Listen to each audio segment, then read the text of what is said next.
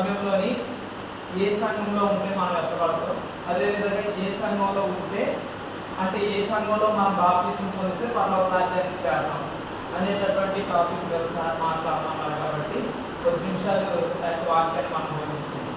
ఇప్పుడు లోకంలోనికి అనేకమైనటువంటి సంఘాలు వచ్చేసి ఒకటి కాదు రెండు కాదు, ఇంచుమించు 3000 పైనే సంఘాలు ఉన్నాయి.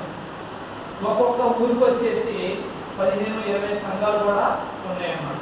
అయితే ఇన్ని సంఘాలు ఉన్నప్పటికీ కూడా ఏ సంఘము వాస్తవమైనది మనకు తెలియాలంటే బైబిలే మనకు నిదర్శనం, వాక్యమే మనకి ఆధారం అన్నమాట. కాబట్టి దేవుని యొక్క వాక్యంలో ఉన్నది ఏంటంటే క్రీస్తు సంఘం. ఏ సంఘము కూడా వెనక సంఘం అని పేరు లేదు, కానీ క్రీస్తు నా సంఘము అని అన్నారు. అంటే నా బండ మీద కట్టిన ఈ సంఘములోనే అని అన్నారు. కాబట్టి ఏదైతే క్రీస్తు అనబడేటటువంటి సంఘం ఉందో ఆ నామకరణం చేసుకొని ఆ సంఘంలో ఉంటేనే మనం రక్షింపబడుతూ ఉంటాం. అదేవిధంగా ఆ సంఘంలో నుండి విశ్వసించి మారుమనసు పొంది దేవుని యొక్క వాక్యాన్ని తెలుసుకొని అందులో బాప్తిసం పొందినటువంటి వారు మాత్రమే పరలోక రాజ్యానికి వెళ్ళడానికి అర్హులుగా ఉంటూ ఉంటారు. అయితే ఇక్కడ ఇలాగ బాప్తిసం తీసుకోవడమే కాదు, కానీ ఆరాధనలో కూడా అనేకమైనటువంటి కార్యక్రమాలు నడుపుతూ ఉన్నారు. అయితే ఇక్కడ ఆరాధన గురించి కూడా దేవుడు అనేకమైనటువంటి విషయాలు మనకు దేవుని యొక్క గ్రంథంలో చెప్పడం జరిగింది. ఇక్కడ మనం చూసినట్లయితే యోహాను సువార్త 4వ అధ్యాయము 23-24 వచ్చిన ఒకసారి చూద్దాం.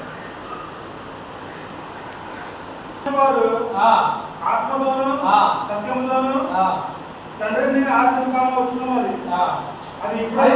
మనం ఆలోచన చేసినట్లయితే దేవుడిని మనం ఆరాధించేది ఎలా ఉండాలంటే ఆత్మతోని సత్యముతో ఆరాధించాలి. అంటే మనం స్వప్రయోజనంగా కల్పించుకొని కొన్ని పద్ధతులు చేయడం కాదు, కానివ్వండి ఏదైతే వాక్యం బోధిస్తూ ఉందో ఆ యొక్క వాక్యాన్ని మనం అనుసరంగా చేసి ఆరాధన అనేది జరిగించాలి.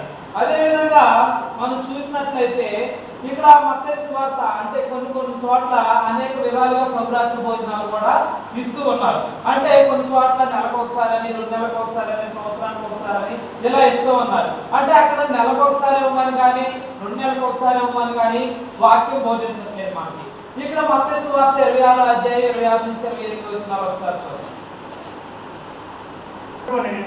దాన్ని ఆశీర్వదించి విరిసి తన శిష్యులకు ఇచ్చి మీరు తీసుకొని తినండి. 27వ వచనం ఆలోచన చేస్తే ఎప్పుడు మనం దేవుని ఆరాధించాలి, ఎలాగ ఆరాధించాలి, ఎప్పుడు మనం కానుకలు ఇవ్వాలి, ఎప్పుడు ప్రభురాత్రి భోజనం పాల్గొనాలి, ఎలాగ అనేకమైనటువంటి విషయాలు ఉన్నాయి. అయితే ఇక్కడ మనం ఏ సంఘంలో నుండి బాప్తిసం పొందాము అనేది ఇంపార్టెంట్. అదేవిధంగా ఆరాధన క్రమాన్ని మనం ఎలాగ జరుగుతుందో అనేది కూడా ఇంపార్టెంట్. మనం బాప్తిసం తీసుకున్నామని వేరే సంఘాల్లోని మరి ఇక్కడ ఆరాధన ఏ విధంగా జరిపించాలో అలాగే కాకుండా ప్రభురాత్రి భోజనం ఏ సమయంలో తీసుకోవాలో అది తెలియకుండా ఎప్పుడు పడితే అప్పుడు తీసుకోవడం వల్ల మనం పరలోక రాజ్యాన్ని చేరం.